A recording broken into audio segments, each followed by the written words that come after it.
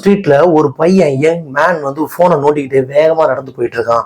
ஆப்போசிட்லயே ஒரு பாட்டி, வயசான பாட்டி குச்சியை ஊனி ஸ்டிக்கை வச்சுட்டு ஸ்லோவா நடந்து போயிட்டு இருக்காங்க. ரோட கிராஸ் பண்ற இடத்துல முன்னாடி போயிட்டு இருந்த பாட்டியை பார்த்து யங் மேன் என்ன சொல்றான்னா, சீக்கிரம் போங்க, எனக்கு டைம் இல்ல, டைம் ஆயிடுச்சு, சீக்கிரம் போங்க அப்படின்னு சொல்றான். எனக்கு டைம் நிறைய இருக்கு, உனக்கு டைம் இல்லையா அப்படின்னு கேக்குறாங்க.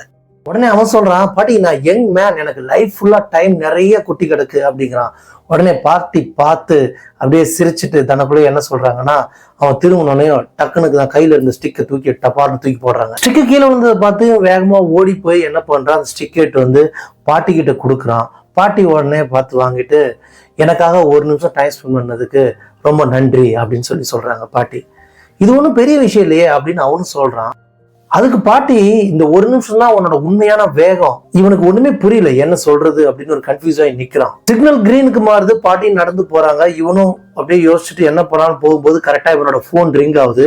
போன் எடுத்து அட்டன் பண்றான். போன்ல அட்டன் பண்ணோடனையும் இன்னைக்கு மீட்டிங் கேன்சல் அப்படின்னு சொல்றாங்க. பாட்டி முன்னாடி நடந்து போய்கிட்டே சிரிச்சுக்கிட்டே இவனை திரும்பி பாக்குறாங்க. இவனும் அதை பார்த்து அப்படியே சிரிக்கிறான்.